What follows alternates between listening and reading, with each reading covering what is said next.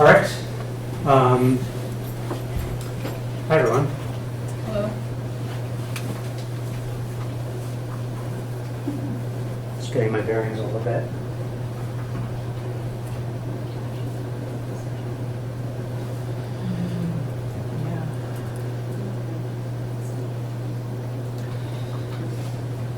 Okay, am I forgetting anything that's playing or recording? Okay.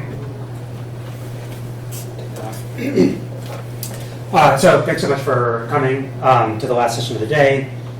We've been saturated with information. We're tired. I'm tired. Ready for the end of the day. So I appreciate you being here. We've spent the day talking about how to make websites beautiful, functional, informative, usable, and accessible. And now we're here in this session about information architecture because we want to make sure that our websites are well organized, easy to navigate, and easy to understand. So that's what I'm going to talk about. I'm going to introduce a few theories and principles that can help guide how you think about designing navigation in your own work. So hopefully I've architected this content to be digestible and understandable, but the slides and speaker notes are available at that link. I'll put that up again at the end. And there's also a resource guide if you'd like to read more about any of these topics. So I'm going to cover three main topics today. First, I want to start by really diving into the idea of navigation in general and navigation on the web. So what does it mean to navigate something? What is the experience someone has when navigating? And how can we design websites to support people navigating? Then we'll shift from there into the design process. So how can we use concept modeling and create conceptual structures that make a website easy to navigate? And then finally, once we have that underlying conceptual structure to build with, we'll briefly talk about designing navigation systems, things like menus in a website.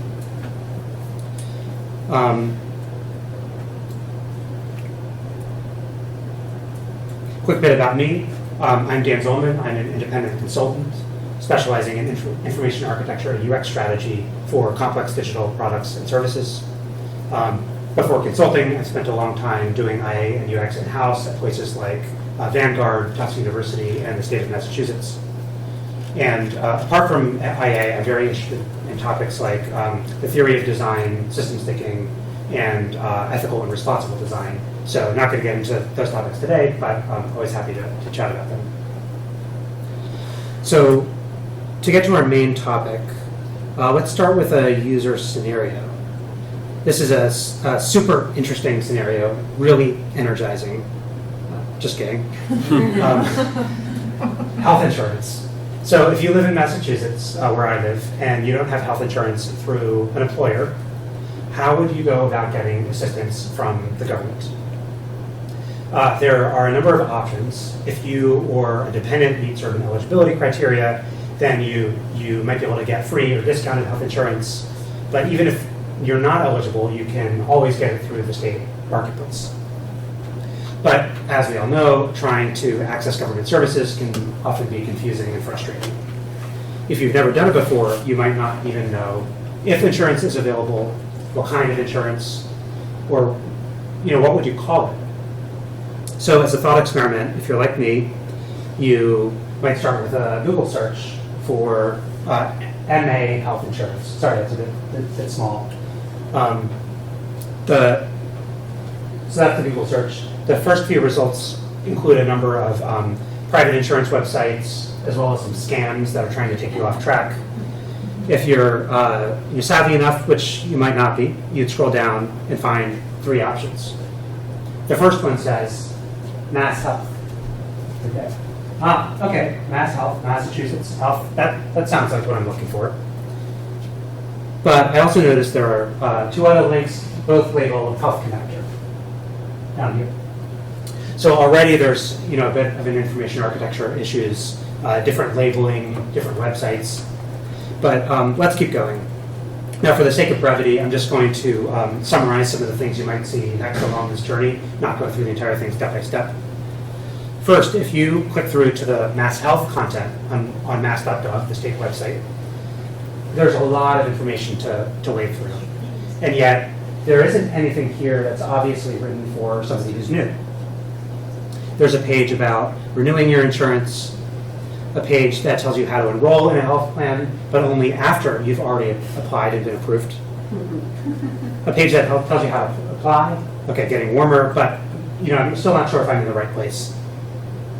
And finally, there's a page that tells me about eligibility, which is what I really want to know. But it tells me that I have to actually apply first in order to know if I'm eligible.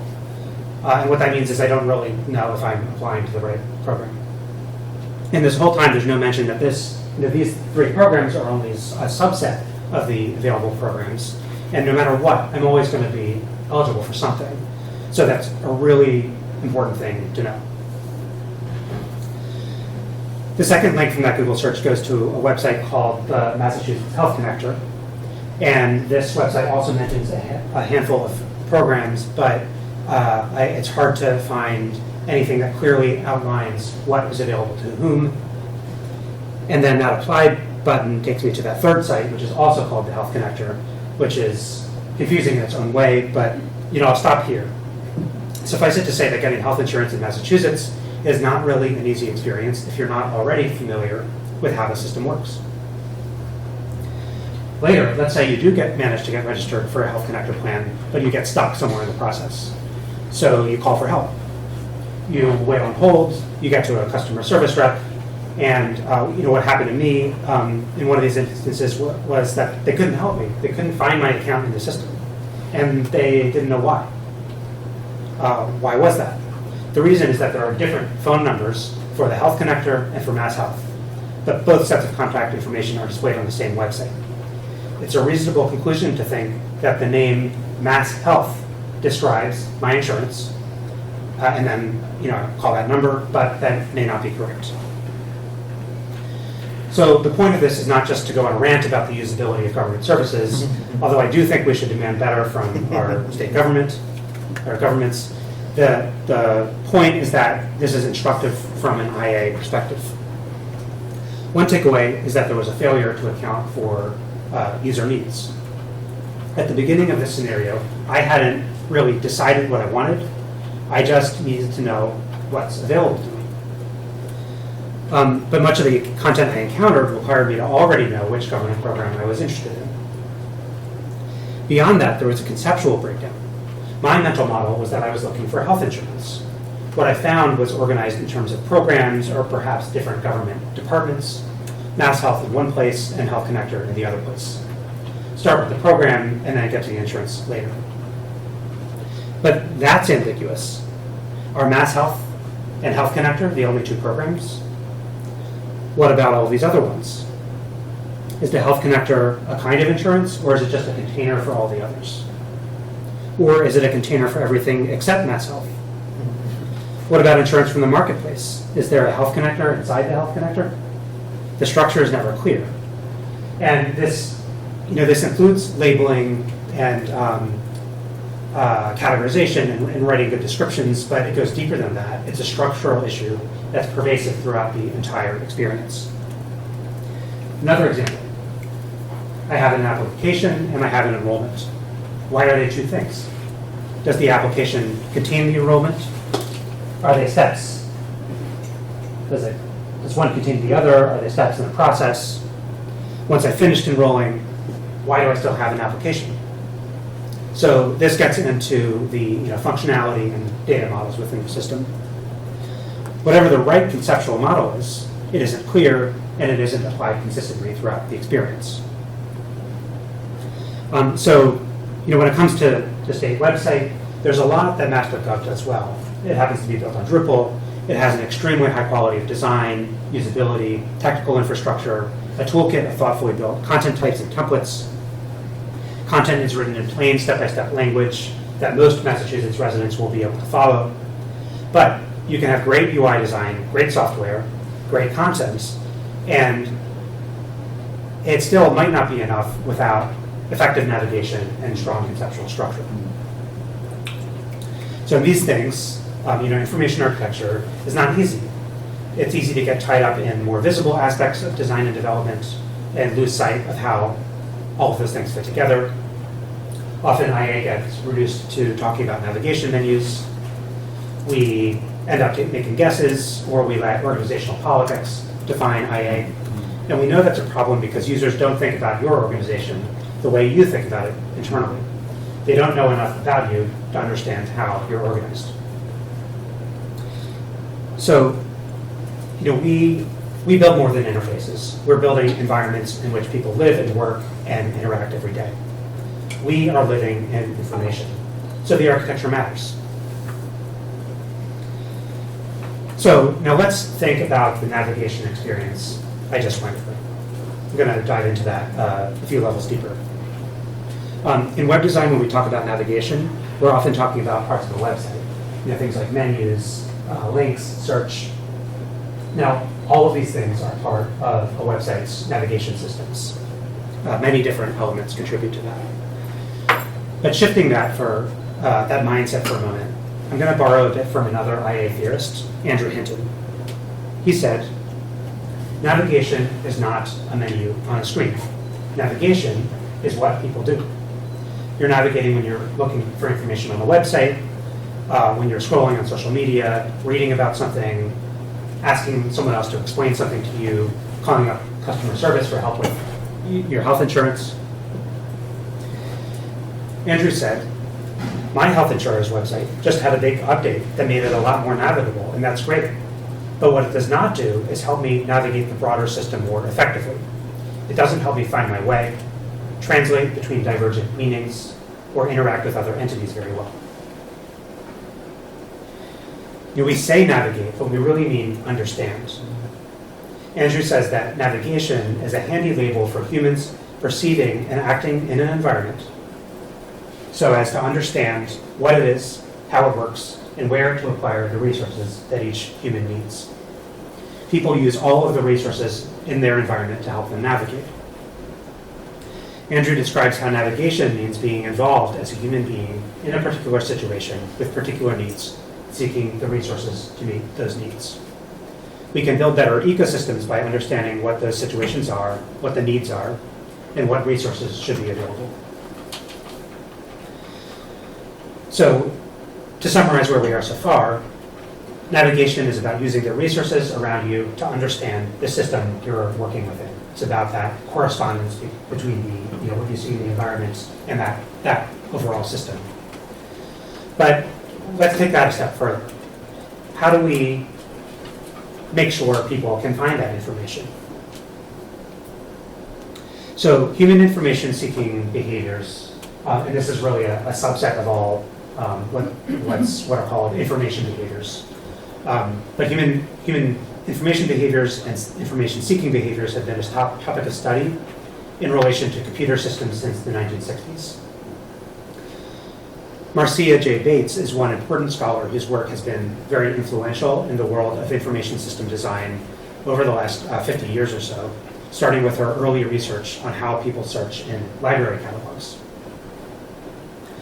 One of Bates' best-known ideas is the berry-picking model of information seeking. Previous theories had stated that a user starts with a certain goal, I'm looking for X, and they simply keep searching until they find that information. In the berry-picking model, a user starts with an initial query and they get an initial result. They might save a little bit of that information, but it wasn't exactly the result they wanted. So they try again with a different query. Then a new thought or idea comes to mind, which sends them in a new direction.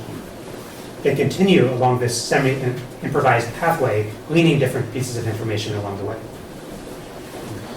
The berry-picking model shows that people don't just start with a goal in mind and then satisfy it. They use a wide variety of techniques and strategies in their environment with an evolving goal.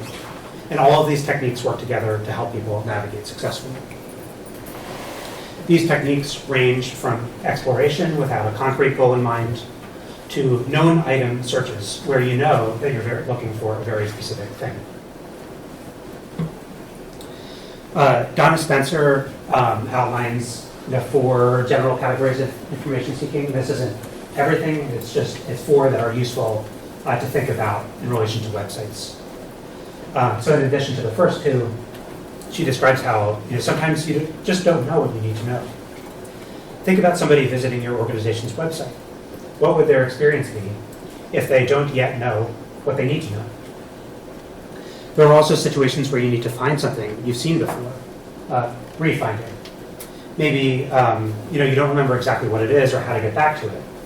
What clues would you be looking for to help you remember? Think about how a website can have a mix of functionality and UI patterns that help in situations where you're looking for a specific item, or you're just exploring. Or maybe trying to pick up where you left off on a previous day. So it's helpful to apply these categories of behavior to website design and to take the time to think about what exploration, what discovery, what refinding means for the specific audiences and the specific content you're working with. Dan Ramsden, just realized it's not always changing when I think it does.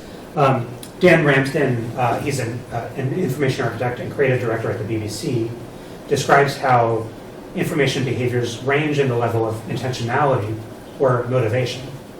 So browsing around a used bookstore just to see what piques your interest is a lot different than looking for a cookbook that has a specific recipe. People also vary in the amount of context and knowledge they have about the topic. That affects the strategies they use and the words they use to express what they want. So he takes this creative approach to defining his own form modes of behavior, which are subdivided into 12 more specific behaviors. And I encourage you to check out his website. I especially like the metaphor of foggy finding to describe how sometimes you don't always really understand what you're doing when you're navigating unfamiliar territory. And again, each of these is supported by different features and design patterns in the user interface. The UI affects what strategies you can or can't use to find information in that environment. The information you see along the way changes what you do by telling you what's available. It makes you aware of something you didn't know you were looking for. Seeing a menu of options to choose from is easier than trying to remember a specific phrase to search for. That's the cognitive principle of recognition over recall. The idea of information sense comes from another model called information foraging theory. The idea behind information scent is that if you're looking at a set of options, you look for the cues that look like they'll get you as close as possible to the thing you have in mind. So, for example, it's okay that DrupalCon isn't one of the links in the main menu here, because the word events carries the information scent of a conference. And that is specific to the audience because words carry different connotations for different people. So that's something to think about in the way you categorize content and the way you label it. Information scent can help people find information, but it can also mislead someone and send them down the wrong path. For me, Mass Health had the right information sense, even though it was the wrong resource. I really needed the health connector.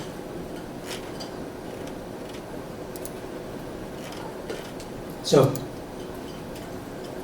we've talked a bit about how people seek information, use the resources they encounter, use different techniques. But I want to come back to the idea that all of this takes place in an environment. Remember Andrew's statement that navigation involves both perceiving and acting in the environment, moving through an environment. Sometimes we need to be aware of the features of that environment in order to move through it. If you're at an art museum, you go from one painting to the next, reading the signs to help you along, but then you'll stop and say, wait, which room am I in? Am I in medieval art? How do I get from here to modern art? So wayfinding refers to the ways in which people orient themselves and navigate from place to place. Wayfinding also refers to systems in the built environment, like signage, that enable wayfinding. We might use maps from time to time to orient ourselves and to plan our routes, but when we start moving, we're experiencing ourselves in relationship to the environment around us, making decisions about where to go from one moment to the next. So, oh, I remember the registration desk is, okay, I'll go down the room, take a left, find the stairs. So it's not, it always involves that sort of improvisation and picking up cues. And then we end up taking a different route than the one we plotted on the map. Similarly, to navigate a website, you don't normally look at a sitemap. You look at the page you're on and the cues that tell you where you are and where you can go. We look for answers to these questions in everything we see on a web page. Page titles, headings, navigation menus, breadcrumbs, calls to action, pictures, colors. So, to recap, navigation is about understanding. That includes using all of the resources available in the environment. We want to design for a range of information-seeking behaviors, including situations where people don't know what they're looking for. And we can support wayfinding by making structures visible, providing cues that help people move through the spatial digital environment. All right, so that's part one. That was probably enough for a talk, but we're going to keep going. And again, these slides are available, so you can go back to any of those concepts. Any quick clarifying questions so far? Okay. Cool. So we've talked about some of the human needs that need to be met in the design of our websites. How do we actually design an environment that works for people? So as we've seen, I'll pull up this picture again. Menus, breadcrumbs, and many other elements are part of a website's navigation systems. They help to meet the needs that we talked about. But the underlying conceptual structure of the system goes deeper than things like menus. By way of an analogy, a subway map, this is Boston, tells you where you are, where you can go, and which subway stops are connected to which stops. But it doesn't tell you everything you need to know about navigating the city. If your goal is to take the T to see some historic architecture, you need to know something about the neighborhoods you're traveling through.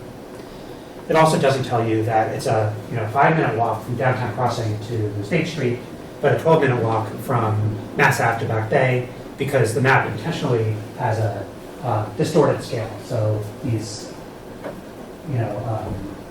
stops are far apart, even though it's only very short walk between them.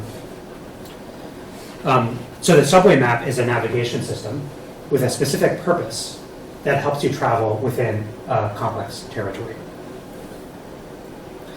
Jesse James Garrett has illustrated how there's a similar relationship on a website. The navigation menus and other elements are part of the surface and skeleton, but there's still a need to design the underlying conceptual structure.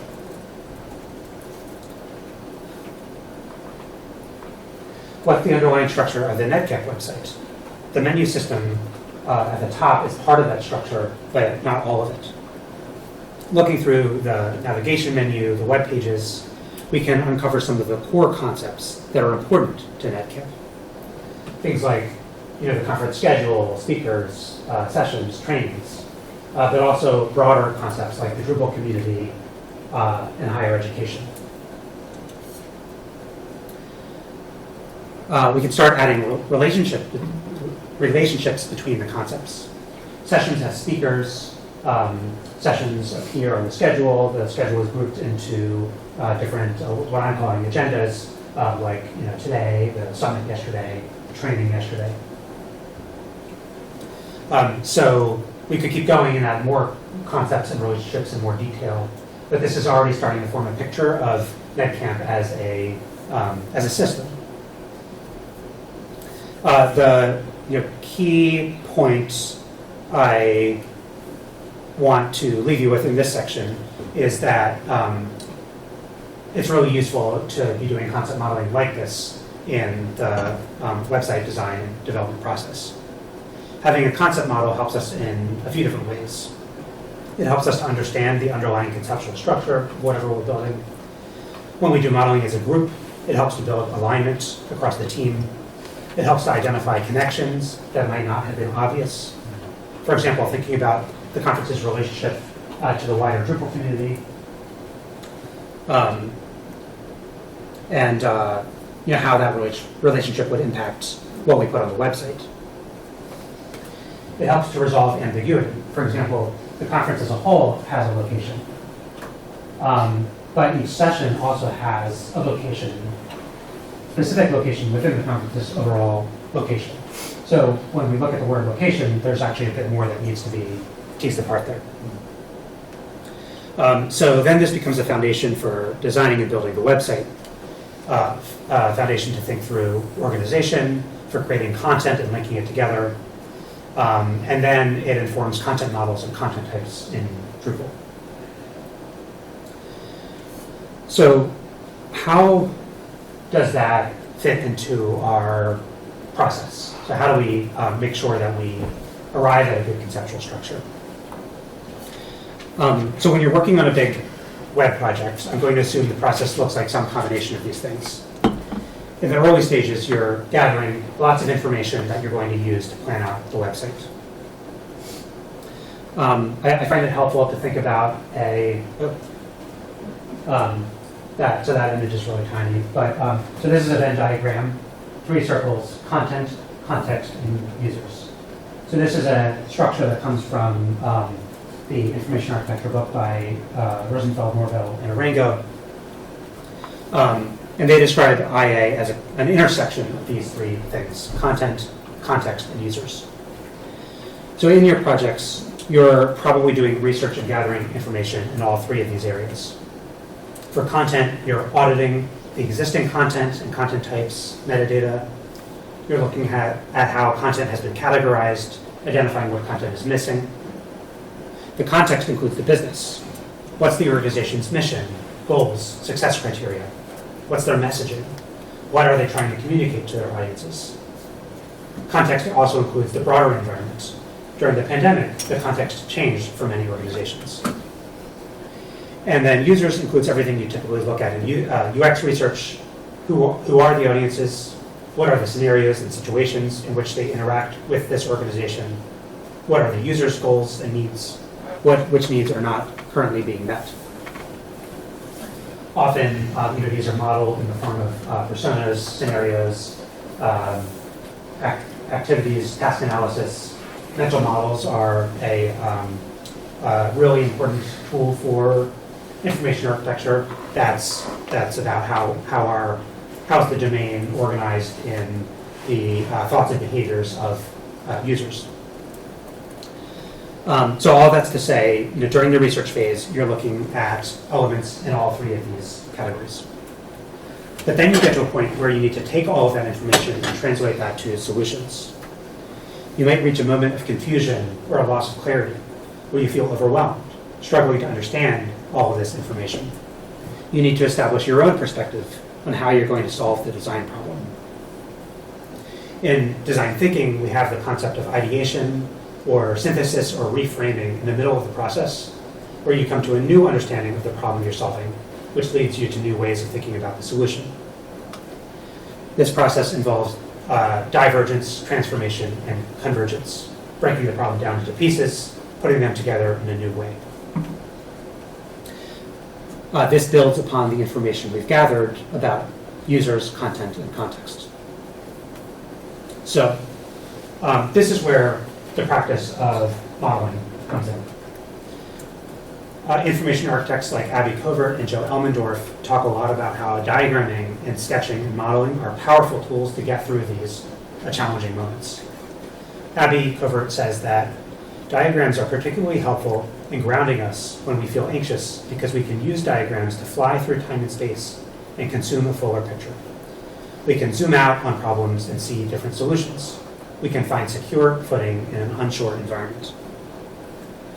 I've had times when a client is talking about everything their organization does, everything that they want me to know about that needs to go on their website, and I'm thinking, wow, that's a lot.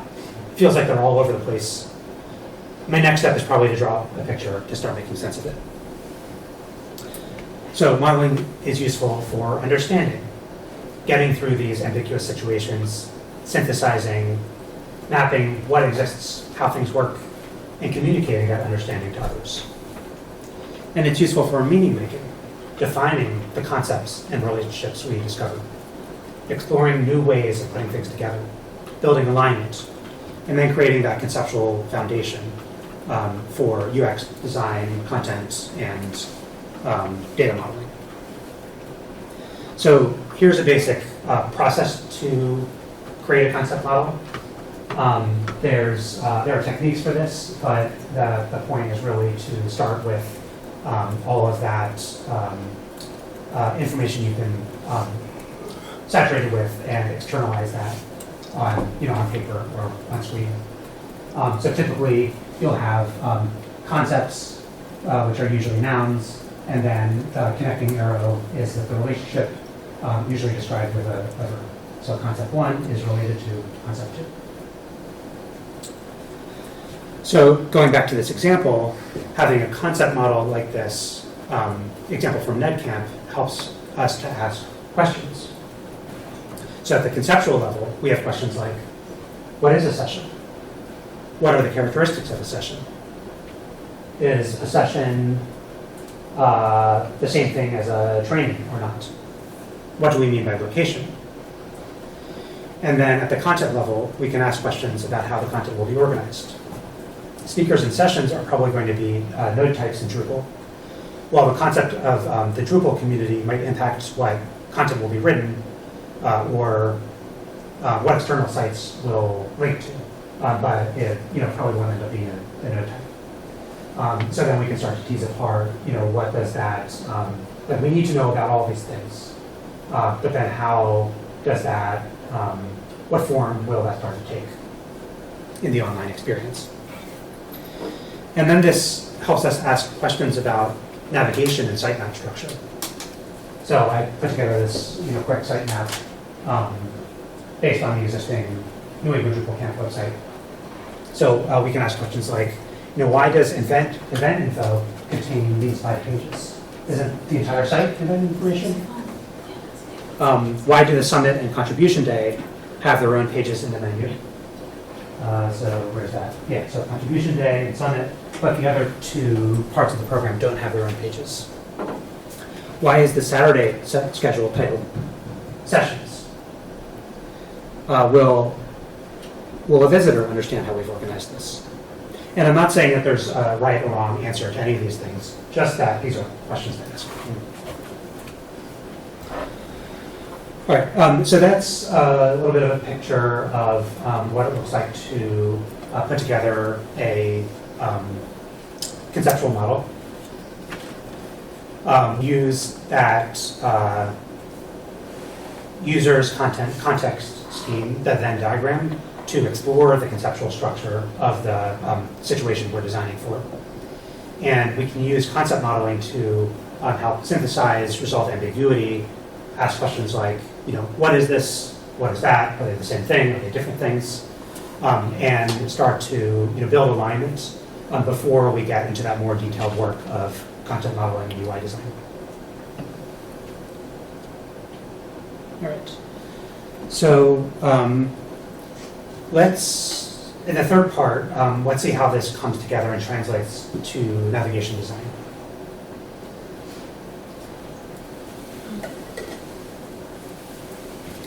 So we've seen how these are different things. Concept models, content models, sitemaps, navigation systems. So think of the subway map or the NetCamp website. All 4 of these things are parts of the website's information architecture, but they focus on different things. The navigation menus reveal specific aspects of the site's structure without telling you everything at once.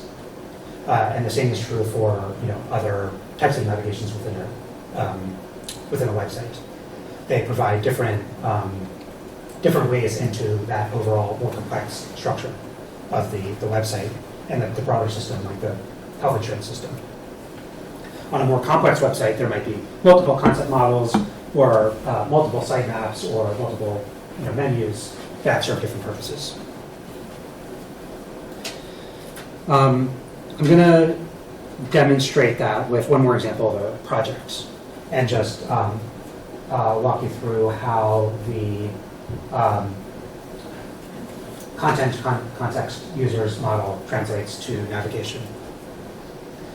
This is a before picture from a website redesign for a large nonprofit organization in Phoenix, Arizona. SVDP offers services related to housing, food, clothing, healthcare, recovery, and other forms of support for people in need throughout the Phoenix region. And they're supported by a large, highly engaged community of volunteers and donors. So let's go through each of those three categories. Looking at the existing content on the website, the team saw that this organization offers a variety of programs across a number of physical locations in the Phoenix area, and the website is promoting volunteer opportunities.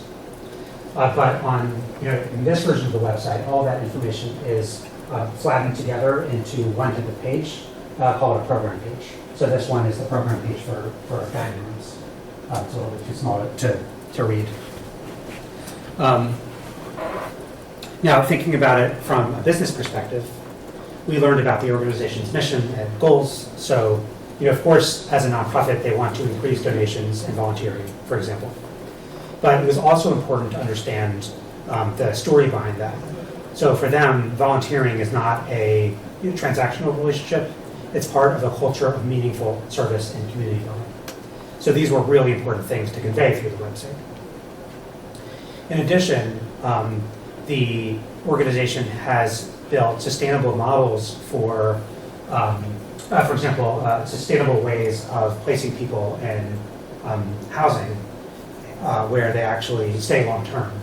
And if you know anything about that issue, that's actually a really big deal to be able to do that successfully.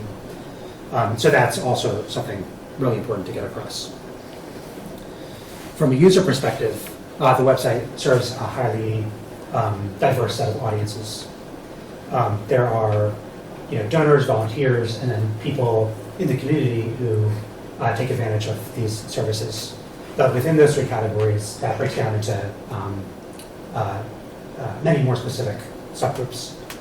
So we used activities like journey mapping as one tool to explore what kinds of information would each of these audiences need at different points in their interactions with SVDP as an organization. So one interesting takeaway is that different audiences have different information needs even when they're reading about the same topic. So the dining rooms are an important program because these dining rooms are hubs where many different kinds of services are delivered. Donors might want information about dining rooms as a program overall. What's the purpose? Are they effective? What impact does it have? But a family traveling to a dining room needs information about the services they can access. So programs and services are actually different kinds of information that were not separated in the original website. So this is some of the sketching I was doing to try and capture the concepts that I thought would be important to the website. At this point, I'm not doing content modeling. I'm not worried about specific content. I'm just trying to map the system of how the organization works and how a community member is part of that. So there are very concrete things like locations and abstract things like needs or situations. But over time, that did become more concrete. So this is a rough draft for something that's a little bit closer to a content model. This is a concept diagram for types of information that would appear on the website. The organization has programs. These programs are associated with services, locations, volunteer opportunities. We also came up with the idea of having pages about issues, so things like housing or food insecurity. Again, that didn't exist on the original website. And the key thing to realize here is that each audience needs different information as they traverse this structure. So locations appear in different ways throughout the website. And a benefit was that this was scalable. We were able to build searching and filtering capabilities around volunteer opportunities. So we anticipated that the organization might want to add additional functionality around volunteer opportunities like registration, scheduling, and setting up this type of content in a deliberate way made it easier to get started on that. Or they might need to add new programs and services. This model doesn't show all of the website's content, just the core elements, and this site map shows how it all fits together. So we did end up with clear clusters of information around three main audiences, community members, get help, donors in the give section, and then volunteering. That audience-based navigation doesn't always isn't appropriate for every website, but then those four content types I just showed you are surfaced throughout the website, and they come up in different ways. So we talked about that. Now I'm running a little bit long. This is the last piece, so I'm going to go through this quickly. Sorry, is it all right if I go over by like 4 or 5 minutes? Okay. Sure. If you have to step out, no worries. So, okay. So, main navigation menu, again, is only part of the overall navigation system, but it's an important one. So here are 4 key functions that a main navigation menu serves. First, a navigation menu, main navigation menu provides a path to anything a user might be looking for, even if they don't know how to get there. We want the navigation menu to provide a pathway to, for almost any task somebody might have. So some considerations in designing that menu are to build upon users' mental models of the domain that they're engaging with. We think about content classification, classifying the content in order to identify categories we might want to use in the navigation. And we want to choose labels that provide navigation sense. So again, the words that people have in mind aren't going to appear in the menu, but we want to use language that's close to the words that people have in mind. And this is just to say that there are lots of different ways of classifying content. Second purpose is to provide quick, direct access to specific items or tasks. So things like, I need to find the address of this, the Phoenix dining room. So things to think about here are, what specific user scenarios have we identified? What are the top tasks on the website? And when are people coming with known item searches? A known item search might call for a different label. Third, the main navigation menu helps to inform people about what's available on the site. This is something that we sometimes lose when we have off-screen navigation menus or design sites without a main navigation menu or a minimal one. The menu plays a huge role in informing people about what's available. So here we want to think about situations where people are exploring or they don't know what they need to know. We use the principle of recognition of a recall. We could also think about business goals. So what does the business want to promote or make people aware of? And fourth, the main navigation menu helps to explain the brand. So here we're thinking about the brand's voice, personality, keywords that represent the brand. Again, what does the business want to promote? Stuart Maxwell has told a great story about how REI in 2014 did an A/B test where they removed the word climb from this menu because it wasn't performing as well as the other links. But he said, soon after they changed it back, customers were upset. It sent an unintentional message that climbing wasn't as important to REI anymore. When, in fact, for people who are really involved with REI, climbing was a huge part of the history of the company. Last point here is we still want to make sure that clarity and understandability and information sent are not lost. So Venture Cafe Cambridge is an example where these words, connect, learn, share, those do convey brand. They make me feel really good. But if I'm looking for information about what events are coming up, I have no idea which one to click on. They all seem relevant. And it seems that they've compensated for this by adding not just one, but 3 different UI elements right next to each other, all leading to events. Here are sort of a few ways to check or test to see if a navigation taxonomy is effective. I'm going to sort of skip through that and leave you with the slide for later. And there are other purposes that a menu serves as well. These are just for that I think are what I see as the top 4.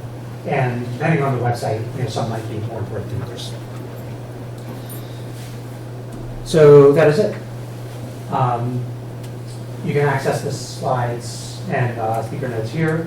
I've also put together a handful of resources if you'd like to read more about information architecture or navigation behaviors or things like that. So that's it. Thank you so much. And I will be around, and I'll be at the after party if you want to chat more. Thank you. Thank you.